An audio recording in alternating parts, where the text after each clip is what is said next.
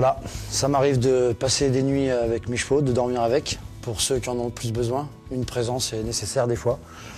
Tous mes chevaux ont des problèmes, donc je fais en sorte d'être avec eux un maximum.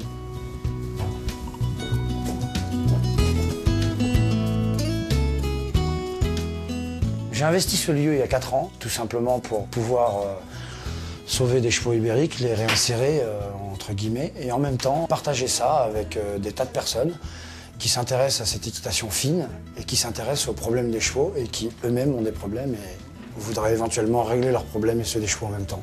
Fusion entre l'homme et le cheval. Des problèmes, Pascal en a connu. Cette reconversion représente même une seconde chance totalement inespérée. Moi, Pascal Pierrat, ancien voyou, ancien gangster, ancien boxeur, ancien drogué, ancien tôlard, donc traumatisé de la vie.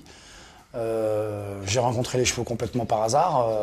Une personne m'a dit ça te dirait que je te mette à cheval et toi tu m'apprends les arts martiaux. Parce que je pense que les arts martiaux et le cheval peuvent être liés. J'ai dit pourquoi pas, mais je te préviens, j'ai très peur des chevaux. Et il s'est avéré que j'ai eu un contact avec eux, que j'étais à 1000 lieues d'imaginer, et ça m'a apaisé, ça m'a fait énormément de bien. Et à partir de cette rencontre équestre, j'ai décidé de changer ma vie, complètement, et de la consacrer aux chevaux. Avant de se lancer dans cette aventure, notre cavalier a fait plusieurs séjours en Espagne et au Portugal, les berceaux de l'équitation. Depuis, il a même choisi de ne travailler qu'avec des chevaux ibériques réformés, les plus traumatisés selon lui. Moi j'ai vu l'art tauromachique, j'ai observé tout ça, j'ai été très peiné de voir la façon dont les chevaux sont traités, la façon dont ils sont vraiment malmenés, comment ils sont montés dans la brutalité, dans la force, dans la puissance. Avec l'aide d'un ami marchand qui a un pouvoir financier énorme, je me suis dit si je me servais de ce pouvoir financier pour récupérer ces chevaux-là, pour aller les choisir, pour prendre les plus tordus, les plus mauvais, évidemment les moins chers, d'en faire des bons chevaux, de les rendre gentils, de les rendre un tout petit peu savants, et de donner l'opportunité à des gens d'accomplir un rêve, des petites personnes particulières qui aiment le cheval et qui pourront jamais s'offrir un cheval ibérique à cause des prix exorbitants que ça vaut. Donc voilà, je donne une chance à un cheval, je donne une chance à un homme de faire cette rencontre. Alors lui, il est arrivé magnifique, mais vraiment un cheval, waouh, comme rarement j'en avais vu. J'ai fait quelques petites recherches parce que je l'ai vu perdre à peu près 150 kilos en l'espace d'1 mois et demi. Il s'est avéré que le cheval avait été piqué aux hormones. Et puis en fait, il était chaud bouillant, il était complètement dangereux avec tout le monde. Et voilà, maintenant, j'essaie de le reconstituer physiquement pour pouvoir le remettre au travail. Et surtout de le sociabiliser avec les autres. Là, bébé. Oh là! Voilà, vous vous rendez compte que ce type de comportement-là, quand on est sur un cheval, s'il l'a avec d'autres chevaux autour, voilà, c'est impossible. Il faut éliminer ça immédiatement. Là, c'est le début d'un promise de quelque chose qui va faire que ce cheval-là, dans quelques mois, il vivra avec d'autres chevaux, enfin en troupeau. Et il aura le droit aux petites papouilles de cheval, entre eux, ce qu'ils ont l'habitude de faire quand ils vivent en troupeau. Voilà ce que je leur redonne. Pascal organise régulièrement des stages de sensibilisation au dressage de chevaux difficiles. Il met alors en contact de jeunes cavalières issues de l'équitation classique avec ses étalons ibériques à la psychologie fragile. Toutes ces jeunes filles qui sont là ont eu un moment ou un autre un drame dans leur vie et à un moment ou un autre, elles ne savaient plus trop quelle voie prendre. Donc en fait, je suis assez en confiance de les mettre en rapport parce que tout simplement, le cheval va sentir qu'elles vont presque aussi mal que eux.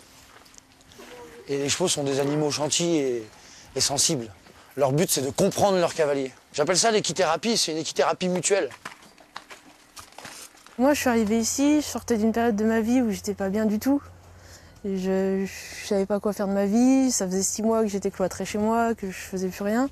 Je suis arrivée ici, mais j'ai retrouvé le sourire, j'ai fait plein de choses, J'ai pris confiance en moi, même dans la vie, alors que je suis très introvertie, je suis timide et j'ai pris confiance en moi de plus en plus grâce à eux, quoi. Ancien champion de boxe thaï, Pascal s'est beaucoup inspiré des arts martiaux afin de proposer une équitation plus respectueuse du cheval. De par simplement le mouvement du bassin du cheval. Gauche, droite, gauche, droite. Leur tendre le dos, c'est déjà leur faire de la kiné. Ça veut dire que dans le temps, on va pouvoir les préserver physiquement. Chaque figure que le cheval fait, son corps va bouger d'une certaine façon. Toi, tu dois absorber tous les mouvements du cheval à travers ton corps. Il est capable d'avoir une maîtrise de son corps que beaucoup nous n'avons pas. Et cette maîtrise, il l'applique sur ses chevaux. Et aujourd'hui, moi j'apprends vraiment à retravailler, c'est-à-dire à peine du contact, beaucoup dans les jambes et dans le dos. Et c'est complètement magique. Et quand on voit Pascal, quand il parle d'une équitation intuitive, donc il est autodidacte, il fait des choses de haute école, bah chapeau, franchement chapeau. Moi, j'étais destiné à me faire abattre dans un coin de rue, j'étais destiné à mourir d'overdose, j'étais destiné à finir ma vie en prison.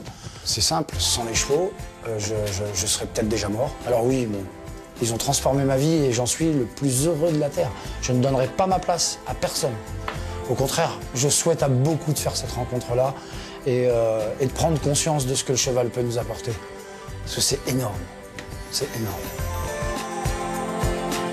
Autour de son domaine, Pascal imagine déjà un vaste parc qui pourrait accueillir des chevaux retraités du sport ou du spectacle. D'ici là, c'est la tête pleine de rêves qu'il rejoint l'écurie pour y passer la nuit.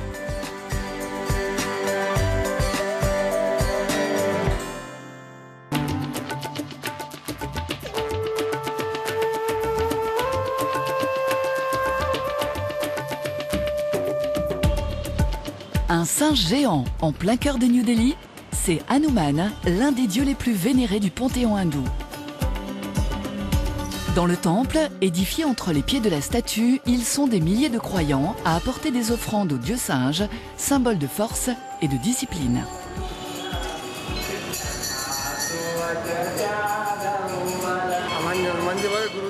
Je viens ici pour prier Hanuman. Je lui demande de me donner un bon travail, de l'argent et de me protéger du mauvais œil.